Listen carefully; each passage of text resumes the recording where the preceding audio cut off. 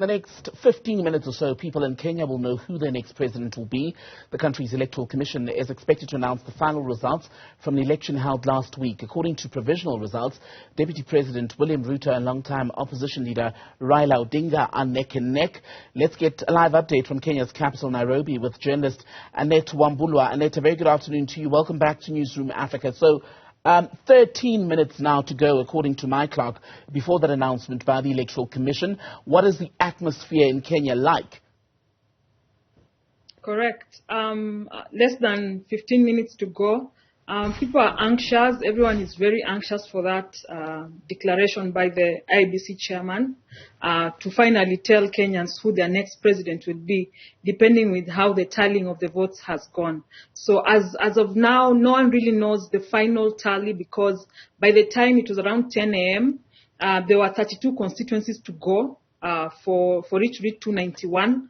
So no one really knows. It's only IEBC that knows the final tally. But as at the time, 10 a.m., Deputy President was still in the lead with a bit of a small margin. Yes. And are there any potential swing constituencies among the 32 that were yet to declare around 3 hours ago now?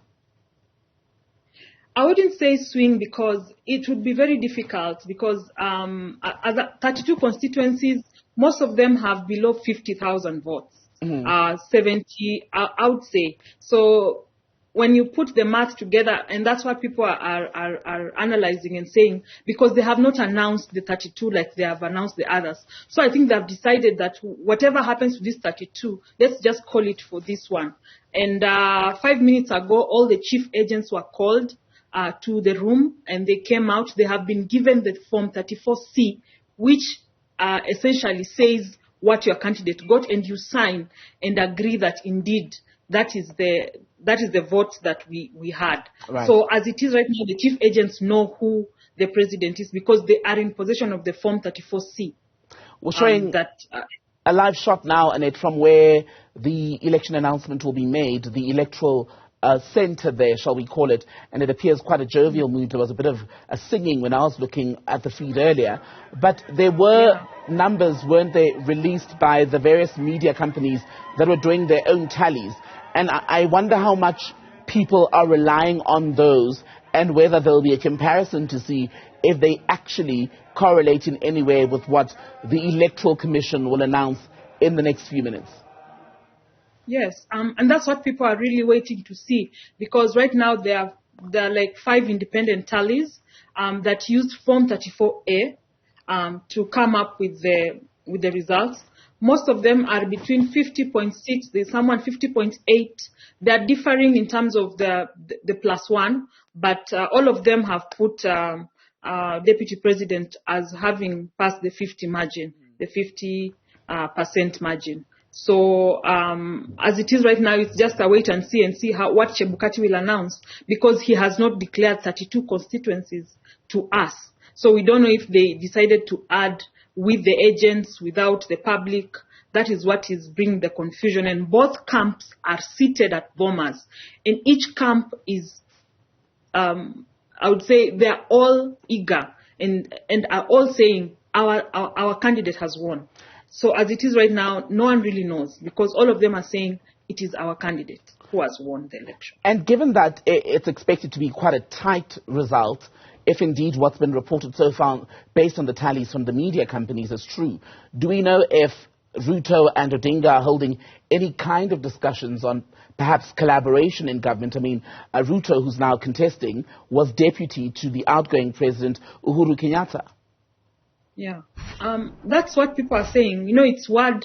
Right now, there is no formal communication, because both of them, they have not said I've reached out to this one, I've reached out to this one.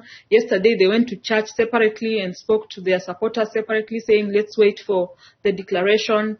Of course, as it is right now, and it's a fact that the country is very divided. The vote is very tight, 50-50, because if he gets 50, the other one gets 48. That's very right in the middle. So it's people are just suggesting and offering advice that whoever is declared should come out and basically just call for the other and see how they can work together to build the country, because you can't lead 50% of Kenyans.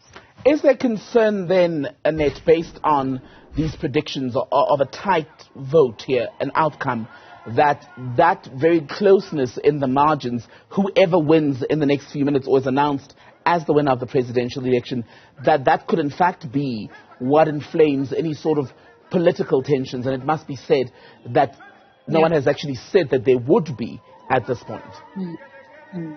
Right now, everyone is in celebration because they think, they know, not even they think, they are 120% sure that their candidate is winning. So as we speak right now, residents of Kisumu are on the street celebrating the coming in of the President-elect Raila Odinga. In Eldoret, it's the same thing. Everyone is on the streets. They're celebrating the President-elect Ruto. So as it is right now, there's no per se, I would say, there's anxiety. I don't want to call it tension, but there's anxiety. People are tired. It's been close to 7 days.